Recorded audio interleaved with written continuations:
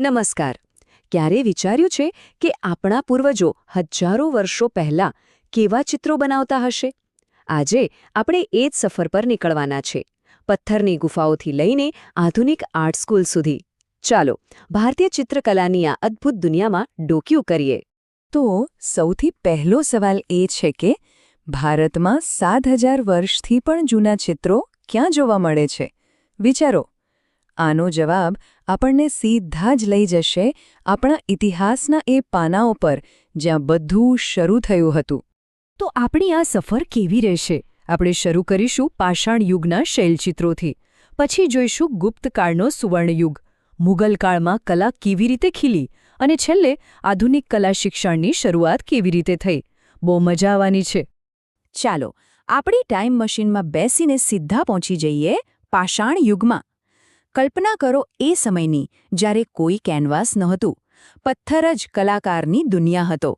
અને ભારતમાં આ કલાના સૌથી જૂના, સૌથી પહેલા પુરાવા આપણને ક્યાં મળે છે? ભીમબેટકાની ગુફાઓમાં. આ ગુફાઓ છે મધ્યપ્રદેશમાં, અને કેટલી જૂની ખબર છે? લગભગ 7000 વર્ષ. વિચાર તો કરો, અહીંના ચિત્રોમાં તમને એ સમયનું આખું જીવન જોવા મળશે. શિકારના દ્રશ્યો, લોકો નાચી રહ્યા છે, જાણે કે એ સમયની એક ફિલ્મ જ જોઈ લો. અને આ બધું કુદરતી રંગોથી બનાવેલું છે. આટલું જ નહીં, આવા જ અદ્ભુત શૈલચિત્રો આપણને નરસિંહગઢની ગુફાઓમાં પણ જોવા મળે છે. પાષાણ યુગની પથ્થરની દુનિયામાંથી હવે આપણે આગળ વધીએ છીએ એક એવા યુગમાં જેને ભારતીય કલાનું ગોલ્ડન એજ એટલે કે સુવર્ણકાળ કહેવાય છે. હા, આપણે વાત કરી રહ્યા છીએ ગુપ્તકાળની. આ સમયમાં ચિત્રકલા એકદમ નવા જ લેવલ પર પહોંચી, અને એનું બેસ્ટ ઉદાહરણ જોવું હોય તો ક્યાં જવું પડે? સીધા અજંતાની ગુફાઓમાં. અને આ જુઓ, આ છે અજંતાની ગુફા નંબર 1નું વિશ્વવિખ્યાત ચિત્ર, પદ્મપાણી. પદ્મપાણી એટલે કે જેના હાથમાં કમળ છે. આ ભગવાન બુદ્ધનું એક સ્વરૂપ છે. આ ચિત્ર ખરેખર ભારતીય કલાનો એક અમૂલ્ય ખજાનો છે. એની બારીકાઈ, એના ભાવો આજે પણ દુનિયાભરના કલાકારો અહીંથી પ્રેરણા લે છે. ખરેખર અદ્ભુત. હવે મજાની વાત એ છે કે અજંતાની આ કલાશૈલી માત્ર મહારાષ્ટ્રમાં જ ન રહી. એની અસર જાણે કે આખા ભારતમાં ફેલાઈ ગઈ. દક્ષિણ ભારતમાં કર્ણાટકની બાદામી ગુફાઓ જુઓ, કે પછી તમિલનાડુમાં કાંચીપુરમ અને સિતાનવાસલ. બધે જ તમને અજંતાની ઝલક જોવા મળશે. ઇલોરાના બૌદ્ધ મંદિરો પણ એનાથી પ્રભાવિત થયા.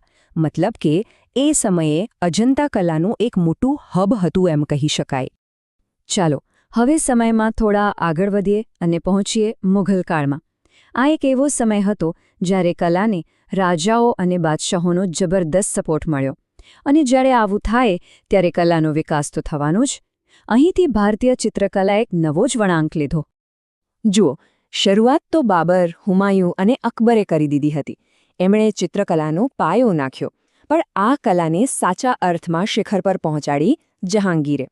કહેવાય છે કે જહાંગીર કલાના એટલા મોટા શોખીન અને પારખું હતા કે એમણે એક આખી ચિત્રશાળા જ બનાવી દીધી હતી.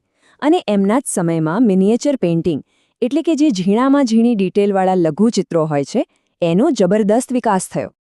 અને હવે આપણી સફરના છેલ્લા પડાવ પર આવી ગયા છીએ. અહીં કલા હવે ફક્ત શાહી દરબારોની મહેમાન નથી રહી. એ બહાર નીકળી અને સામાન્ય લોકો સુધી પહોંચવા લાગી.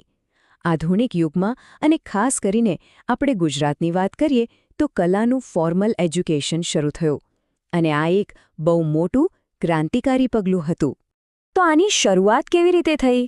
ગુજરાતમાં આનો શ્રેય જાય છે મહારાજા સયાજીરાવ ગાયકવાડને, જેમણે છેક 1877-78માં વડોદરામાં કલાભવનની સ્થાપના કરી.